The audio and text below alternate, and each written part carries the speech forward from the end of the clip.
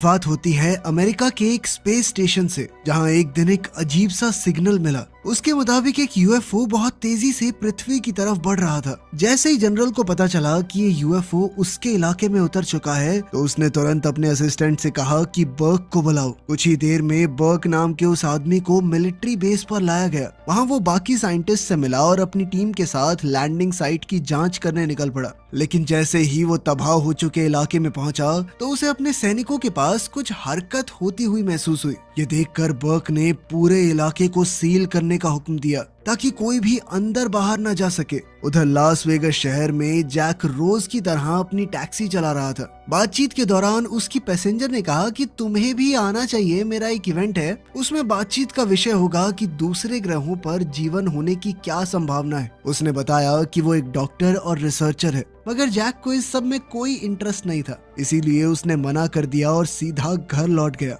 अगली सुबह जैक खबर देख रहा था तो उसे जानकर हैरानी हुई कि सरकार ने एक पूरा इलाका बंद कर दिया था, ये कहकर कि वहाँ जहरीली गैस का भारी लीक हो गया है। लेकिन लोग ये नहीं जानते थे कि यही वो जगह है जहाँ पर यूएफओ उतरा था। उधर कुछ घंटों की तलाशी के बाद बर्क की टीम को मिट्टी पर अनजान से पैरों के निशान मिल गए। उधर जैक ने टैक्सी स्टैंड पर काम करना शुरू ही किया था कि तभी दो गुंडे उसके पास आए, जो कि मिस्टर वुल्फ नाम के एक आदमी के लिए काम करते थे। उन्होंने कहा कि उनका मालिक चाहता है कि जैक फिर से उसके लिए काम करे, क्योंकि वो किसी समय में उनकी गैंग का सबसे माहिर ड्राइवर था। लेकिन जैक ने साफ मना कर दिया और उन्हें वहाँ से हटने को कहा। इस पर गुंडों ने उसे धमकाना शुरू कर दिया, लेकिन जैक ने अपनी चालाकी से दोनों को गिरा दिया और कहा कि वो दोबारा कभी उस दुनिया में वापस नहीं जाएगा। तभी पुलिस की गाड़ी वहाँ आ गई और मामला वहीं खत्म हो गया।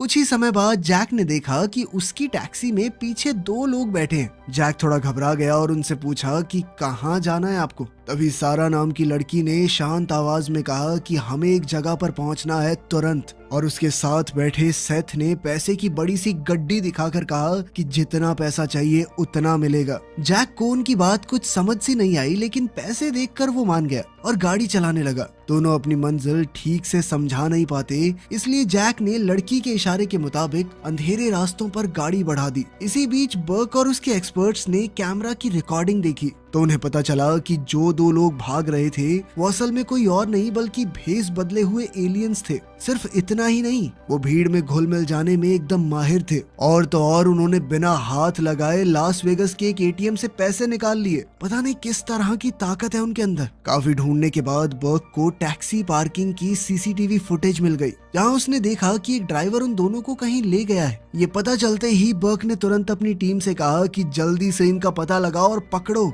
उधर काफी दूर एक सुनसान सड़क पर जैक आराम से अपनी टैक्सी चला रहा था और उसके साथ वही दो रहस्यमयी यात्री बैठे हुए थे।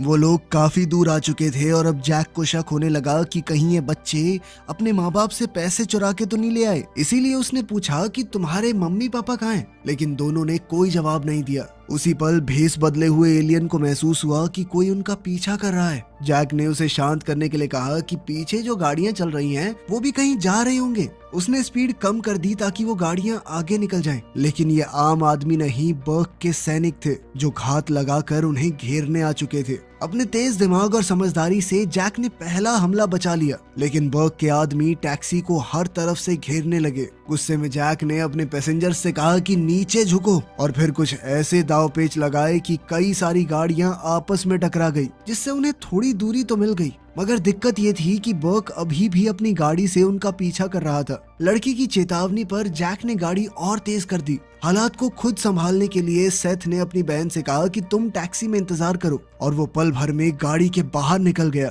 थोड़ी ही देर में वो सड़क के बीच में खड़ा हो गया और अपने शरीर को पूरी तरह सख्त कर लिया, जिससे टकराते ही बर्क की गाड़ी पूरी तरह तबाह हो गई। तुरंत ही सारा ने अपनी मानसिक शक्ति का इस्तेमाल करके टैक्सी को पीछे की ओर घुमाया ताकि उसका भाई वापस गाड़ी में आ सके। गुस्से से भरा जैक गाड़ी से उतरकर उन सैनिकों को धमकाने चला गया और कहा कि मिस्टर वुल्फ को कह देना कि मैं कभी उनके लिए काम नहीं करूंगा। बर्क को तब एहसास हुआ कि ड्राइवर को असल में सच का कोई अंदाजा ही नहीं है। इसीलिए उसने बस इतना कहा कि तुम ऐसे मामले में हाथ डाल रहे हो जिसके बारे में तुम्हें कुछ नहीं पता। लेकिन जैक ने उसकी बात को नजरअंदाज कर दिया। जैसे ही जैक वहां से निकलने लगा, बर्क ने अपने आदमियों को हुक्म दिया कि उस ड्राइवर की पूरी फाइल निकाली जाए। वहां से दूर जाते हुए जैक ने अपने दोनों पैसेंजर्स से माफी मांगी और वादा किया कि मैं तुम्हें तुम्हारी मंजिल तक जरूर पहुंचाऊंगा।